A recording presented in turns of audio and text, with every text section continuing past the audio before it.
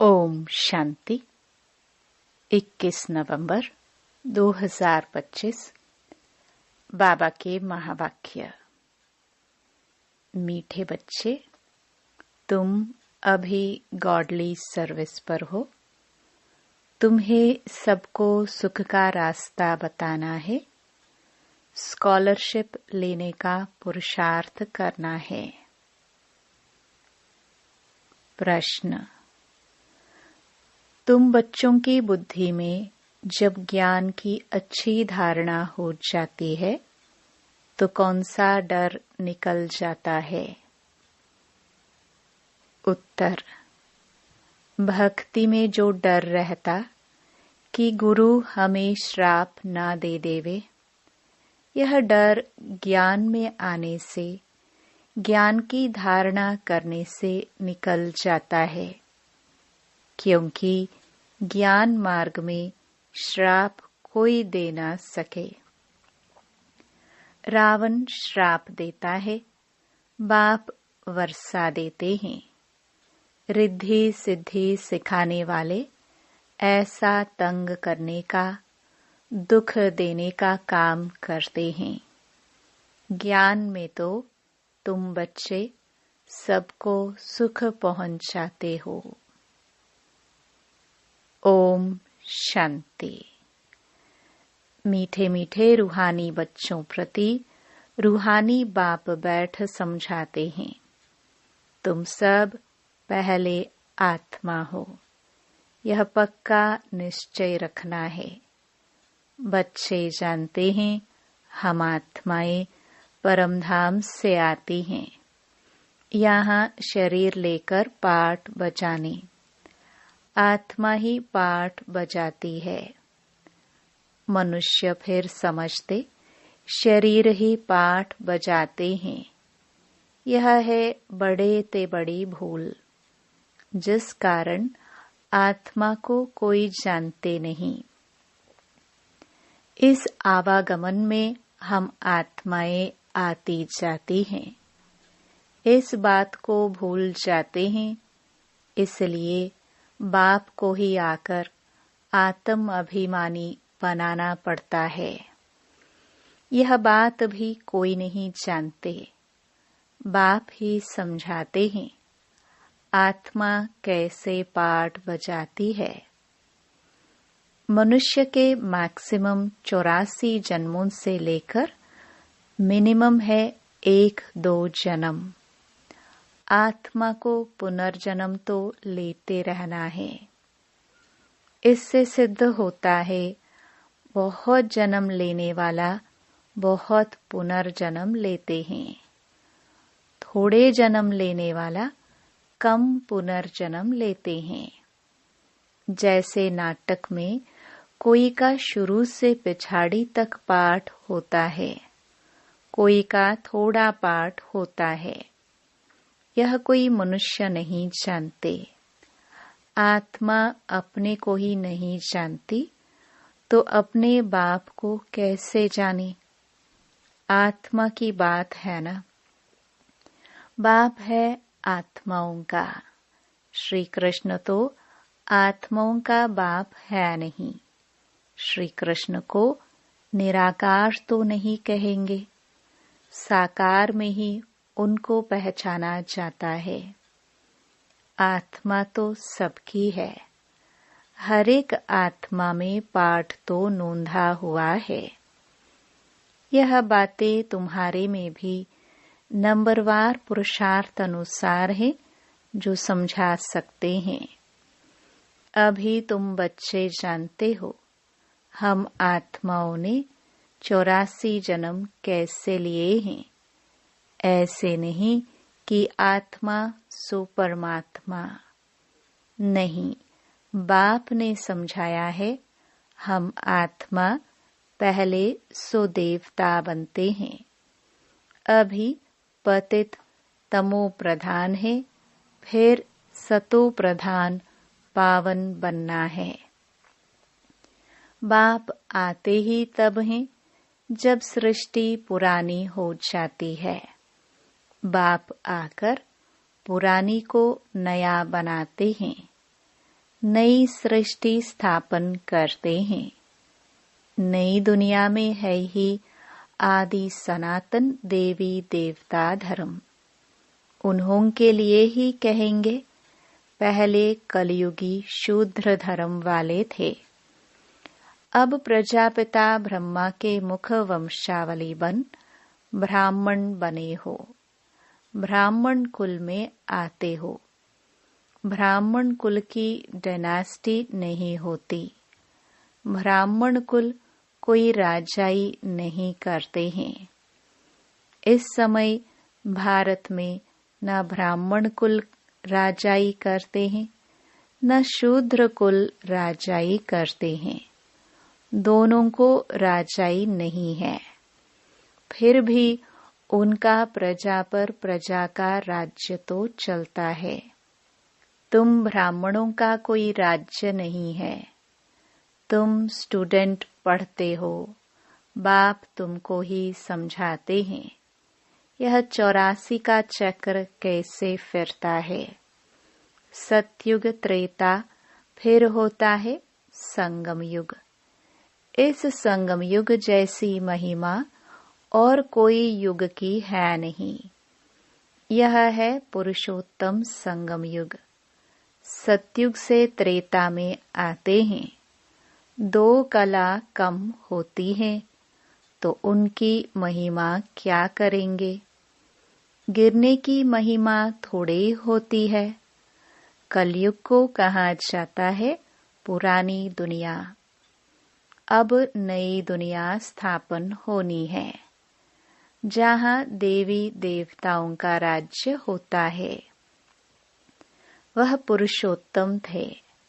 फिर कला कम होते होते कनिष्ठ शूद्र बुद्धि बन जाते हैं। उनको पत्थर बुद्धि भी कहा जाता है।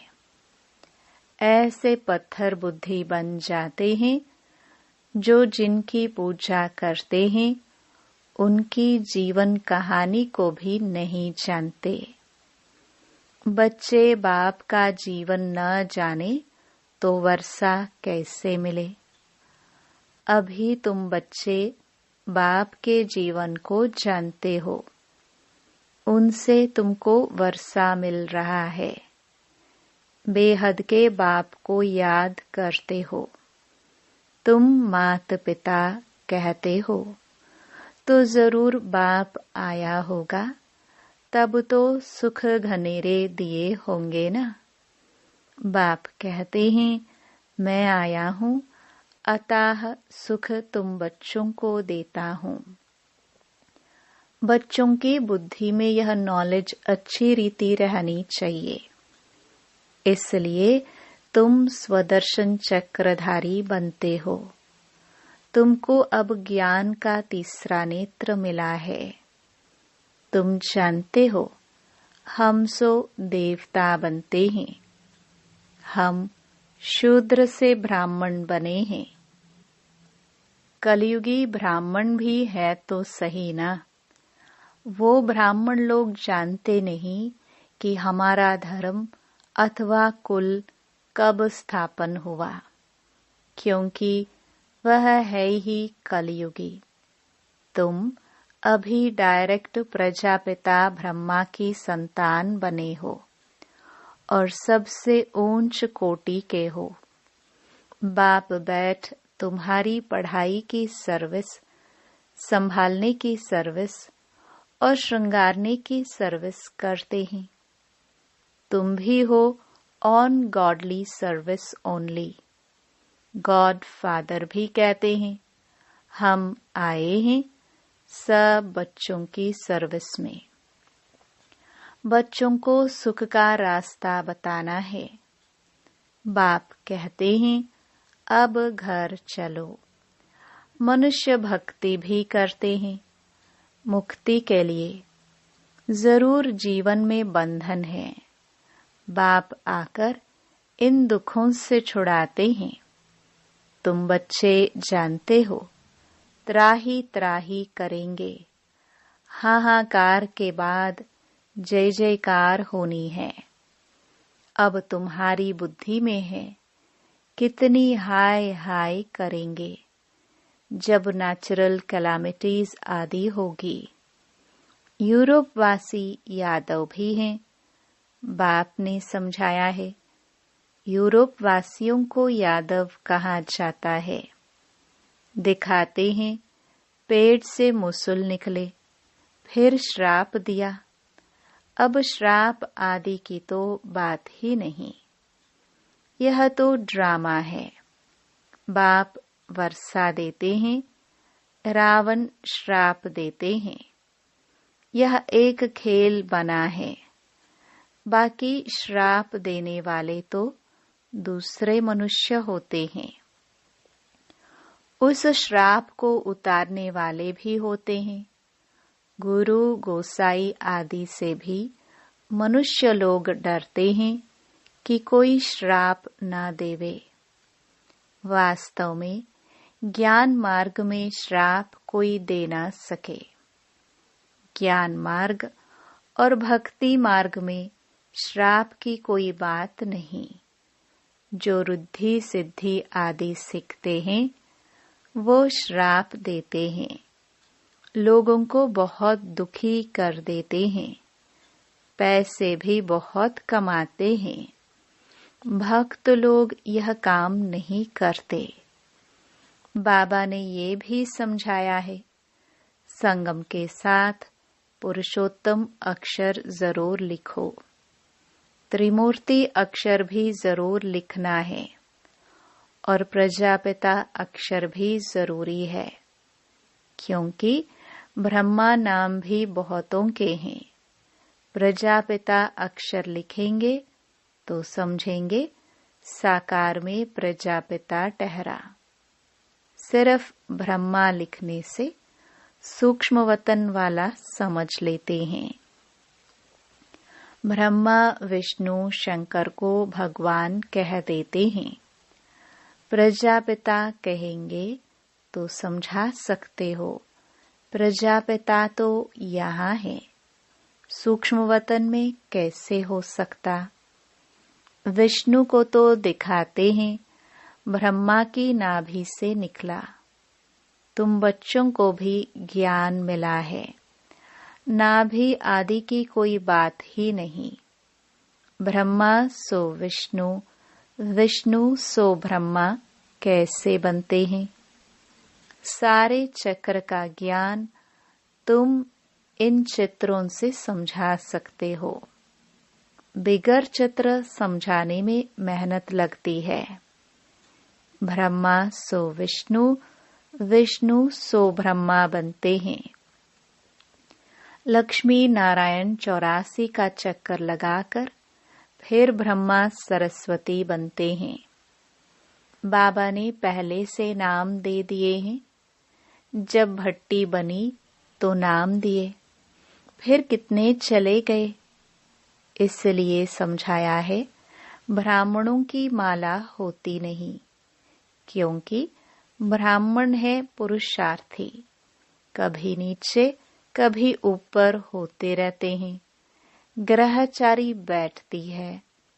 बाबा तो जौहरी था, मोतियां आदि की माला कैसे बनती है, अनुभवी है। ब्राह्मणों की माला पिछाड़ी में बनती है। हम सो ब्राह्मण दैवी गुण धारण कर देवता बनते हैं। फिर सीढ़ी उतरनी है, नहीं तो 84 जन्म कैसे लेंगे। 84 जन्मों के हिसाब से यह निकल सकते हैं। तुम्हारा आधा समय पूरा होता है जब दूसरे धर्म वाले ऐड होते हैं। माला बनाने में बड़ी मेहनत लगती है। बड़ी संभाल से मोतियों को टेबल पर रखा जाता है कि कहाँ हिले नहीं। फिर सुई से डाला जाता है। कहाँ ठीक न बने तो फिर माला तोड़नी पड़े। यह तो बहुत बड़ी माला है। तुम बच्चे जानते हो, हम पढ़ते हैं नई दुनिया के लिए। बाबा ने समझाया है कि स्लोगन बनाओ, हम शूद्र सो ब्राह्मण, ब्राह्मण सो देवता कैसे बनते हैं, आकर समझो। इस चक्र को जानने से तुम चक्रवर्ती राजा बनेंगे, स्वर्ग का मालिक बन जाएंगे। ऐसे स्लोगन बनाकर बच्चों को सिखलाना चाहिए। बाबा युक्तियां तो बहुत बतलाते हैं, वास्तव में वैल्यू तुम्हारी है। तुमको हीरो हीरोइन का पाठ मिलता है। हीरे जैसा तुम बनते हो, फिर 84 का चक्कर लगाए कौड़ी मिसल बनते हो। अब जबकि हीरे जैसा जन्म मिलता है तो कौड़ियों पिछाड़ी क्यों पड़ते हो?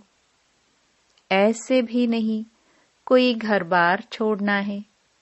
बाबा तो कहते हैं गृहस्थ व्यवहार में रहते कमल फूल समान पवित्र रहो और सृष्टि चक्र की नॉलेज को जानकर दैवी गुण भी धारण करो तो तुम हीरे जैसा बन जाएंगे। बरोबर भारत 5000 वर्ष पहले हीरे जैसा था। यह है एम ऑब्जेक्ट। इस चित्र को लक्ष्मी नारायण के बहुत महत्व देना है। तुम बच्चों को बहुत सर्विस करनी है प्रदर्शनी म्यूजियम में। विहंग मार्ग की सर्विस बगैर तुम प्रजा कैसे बनाएंगे? भल इस ज्ञान को सुनते भी हैं, परंतु ऊंच पद कोई बिरले पाते हैं।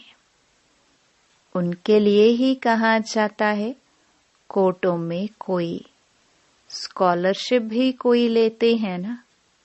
40-50 बच्चे स्कूल में होते हैं, उनसे कोई एक स्कॉलरशिप लेता है। कोई थोड़ा प्लस में आ जाता है तो उनको भी देते हैं। यह भी ऐसे है। प्लस में बहुत है, 8 दाने हैं, सो भी नंबरवार है ना। वह पहले पहले राज गद्दी पर बैठेंगे, फिर कला कम होती जाएगी। लक्ष्मी नारायण का चित्र है नंबर 1। उनकी भी डायनास्टी चलती है, परंतु चित्र लक्ष्मी नारायण का ही दिया हुआ है। यहाँ तुम जानते हो चित्र तो बदलते जाते हैं। चित्र देने से क्या फायदा? नाम रूप देश काल सब बदल जाता है। मीठे मीठे रूहानी बच्चों को रूहानी बाप बैठ समझाते हैं। कल्प पहले भी बाप ने समझाया था। ऐसे नहीं श्री कृष्ण ने गोप गोपियों को सुनाया। श्री कृष्ण के गोप गोपियां होते नहीं, न उनको ज्ञान सिखाया जाता है। वह तो है सत्युग का प्रिंस। वहां कैसे राजयोग सिखाएंगे, वह पतित को पावन बनाएंगे। अब तुम अपने बाप को याद करो। बाप फिर टीचर भी है। टीचर को स्टूडेंट कभी भूल ना सके, बाप को बच्चे भूल ना सके, गुरु को भी भूल ना सके। बाप तो जन्म से ही होता है, टीचर 5 वर्ष बाद मिलता है, फिर गुरु वानप्रस्थ में मिलता है। जन्म से ही गुरु करने का तो कोई फायदा नहीं है। गुरु की गोद लेकर फिर दूसरे दिन मर जाते हैं। फिर गुरु क्या करते हैं? गाते भी हैं सतगुरु बिगर गति नहीं। सतगुरु को छोड़ वह फिर गुरु कह देते। गुरु तो ढेर हैं। बाबा कहते हैं, बच्चे तुम्हें कोई देहधारी गुरु आदि करने की दरकार नहीं है। तुम्हें किसी से भी कुछ मांगना नहीं है। कहाँ भी जाता है मांगने से मरना भला। सबको चिंता रहती है हम कैसे अपने पैसे ट्रांसफर करें। दूसरे जन्म के लिए वह ईश्वर अर्थ दान पुण्य करते हैं तो उसका रिटर्न इस ही पुरानी सृष्टि में अल्पकाल के लिए मिलता है। यहाँ तुम्हारा ट्रांसफर होता है नई दुनिया में और 21 जन्मों के लिए। तन मन धन प्रभु के आगे अर्पण करना है। सो तो जब आए तब अर्पण करेंगे ना। प्रभु को कोई जानते ही नहीं तो गुरु को पकड़ लेते हैं। धन आदि गुरु के आगे अर्पण कर देते हैं। वारिस नहीं होता है तो सब गुरु को देते हैं। आजकल कायदे अनुसार ईश्वर अर्थ भी कोई देते नहीं है। बाप समझाते हैं मैं गरीब निवाज हूँ, इसलिए मैं आता ही भारत में हूँ। तुमको आकर विश्व का मालिक बनाता हूँ। डायरेक्ट और इनडायरेक्ट में कितना फर्क है वह जानते कुछ भी नहीं। सिर्फ कह देते हैं हम ईश्वर अर्पण करते हैं। है सब बेसमझी। तुम बच्चों को अब समझ मिलती है तो तुम बेसमझ से समझदार बने हो। बुद्धि में ज्ञान है। बाप तो कमाल करते हैं।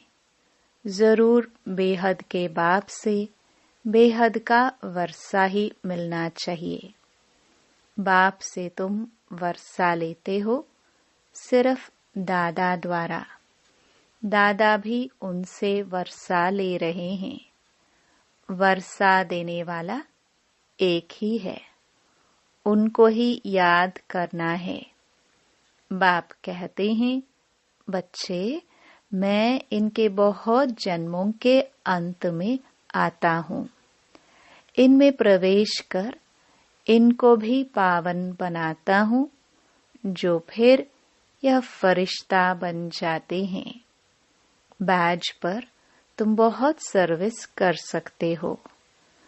तुम्हारा यह सब है अर्थ सहित बैजेस। यह तो जियदान देने वाला चित्र है।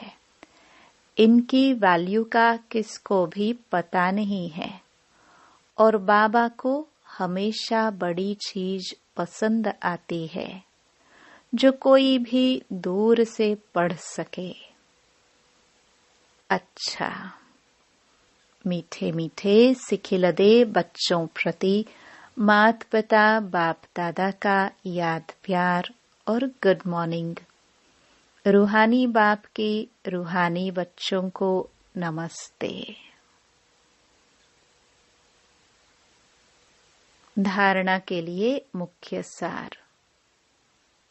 पहला, बाप से बेहद का वर्षा लेने के लिए डायरेक्ट अपना तन मन धन ईश्वर के आगे अर्पण करने में समझदार बनना है।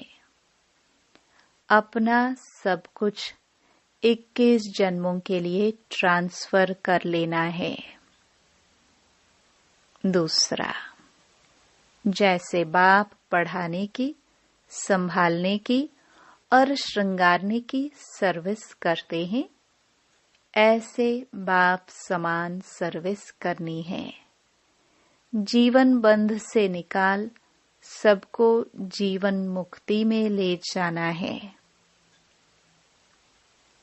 वरदान,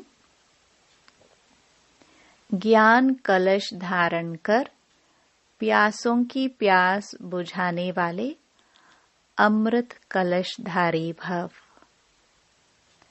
अभी मेजॉरिटी आत्माएं प्रकृति के अल्पकाल के साधनों से आत्मिक शांति प्राप्त करने के लिए बने हुए अल्पज्ञ स्थानों से परमात्म मिलन मनाने के ठेकेदारों से थक गए हैं, निराश हो गए हैं। समझते हैं सत्य कुछ और है, प्राप्ति के प्यासे हैं। ऐसी प्यासी आत्माओं को आत्मिक परिचय, परमात्म परिचय की यथार्थ बूंद भी तृप्त आत्मा बना देगी। इसलिए ज्ञान कलश धारण कर प्यासों की प्यास बुझाओ।